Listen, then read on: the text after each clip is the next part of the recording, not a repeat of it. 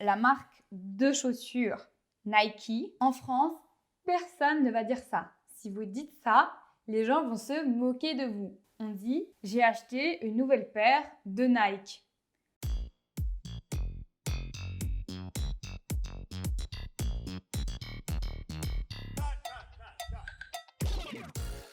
Bonjour tout le monde, j'espère que vous allez bien. Aujourd'hui, je vais vous parler des anglicismes en français. Des mots anglais qu'on utilise au quotidien dans la vie de tous les jours en français.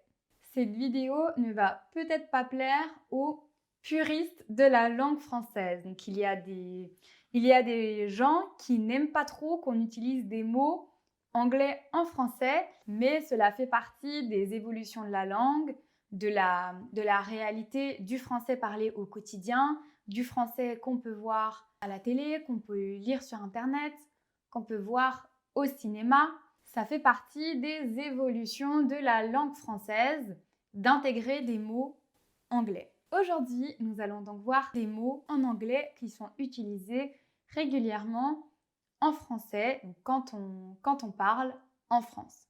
Il y en a beaucoup plus en réalité, mais je devais mettre une limite. On va aussi surtout voir quelque chose de très important qui est la prononciation de ces mots. Ce n'est pas parce qu'on dit des mots anglais qu'on va les prononcer en France avec un accent anglophone. Donc on va prononcer ces mots en français, mais à la française, avec un accent français.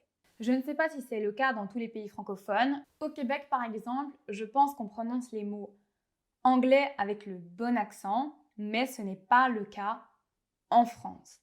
Je vais vous donner quelques exemples avant de commencer.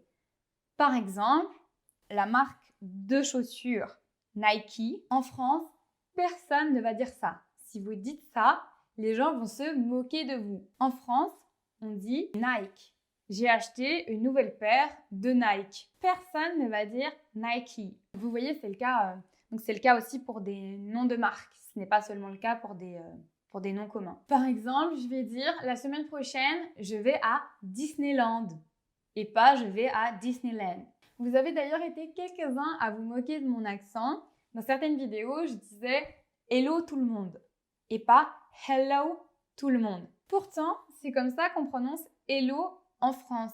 Si j'arrive au travail et que je dis « Hello tout le monde », les gens vont se demander si j'ai un problème, ils vont se moquer de moi. En français, pour dire bonjour, on peut bien sûr dire « salut », mais de plus en plus, les gens disent aussi « hello ». Mais ils le prononcent comme ça. Ils prononcent « hello ». Je vais tout de suite vous le prouver d'ailleurs. Et vous pouvez aussi faire le test dans Google Translate. En fait, quand vous mettez un mot et vous mettez donc d'un côté français, d'un côté anglais, vous pouvez entendre la prononciation, la différence de prononciation entre un français qui va dire le mot et un anglophone. On va le faire ensemble justement pour le mot « hello » et vous allez entendre la différence de prononciation.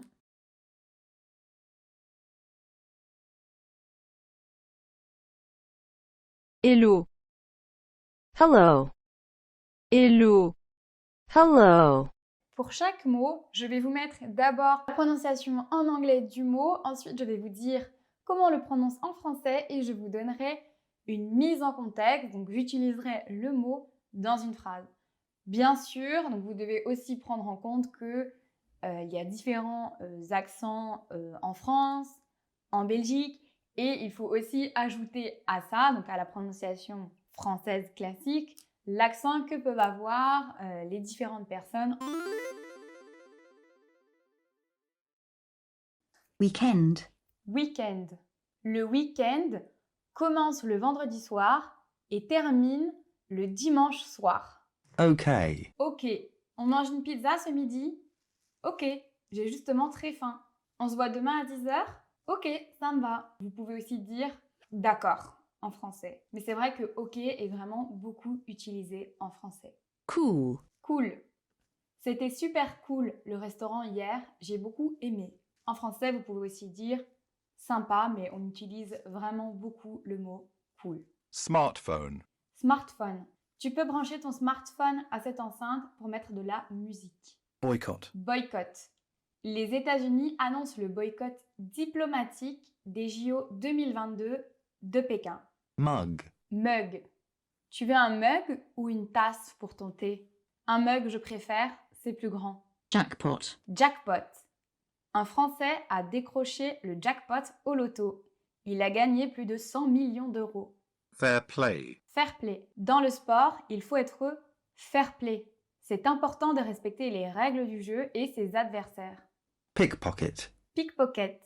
Un pickpocket m'a volé mon smartphone dans le métro. Boss. Le boss. Thibaut est le boss. C'est lui qui décide. Challenge. Un challenge. Courir le marathon est un vrai challenge pour moi. J'espère réussir. Sandwich. Sandwich. Je n'avais pas beaucoup de temps ce midi. J'ai juste mangé un sandwich. Standby. Stand-by. J'ai perdu mon travail. J'ai donc mis mon projet d'achat de maison en stand-by. Geek. Un geek. Samuel est un vrai geek. Il passe toute sa journée derrière son ordinateur à jouer à des jeux. Underground. Underground. Ce projet musical rassemble 10 rappeurs underground français. Fake news. Une fake news. On peut lire beaucoup de fake news sur Internet. Buzz. Le buzz. Cette vidéo avec des chiens qui dansent fait le buzz sur Internet. Tout le monde l'a vu. Casting. Casting. J'ai passé un casting pour jouer dans le prochain film de Steven Spielberg. Freelance. Freelance. Je suis graphiste freelance. Je travaille à mon compte. Barman. Barman. Je vais aller commander 2 mojitos au barman. Coming out. Un coming out. Marc a fait son coming out à 25 ans. C'était très difficile pour lui de révéler son homosexualité à ses parents. Break. Un break.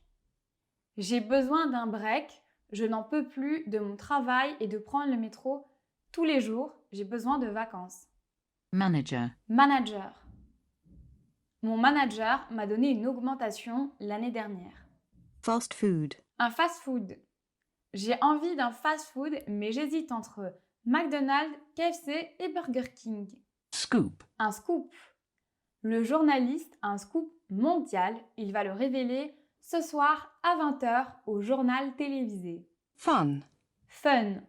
Le jeu Twister est vraiment fun. Je m'amuse beaucoup à chaque fois que j'y joue. Flirt. Flirt. Flirter. J'ai un flirt avec mon voisin.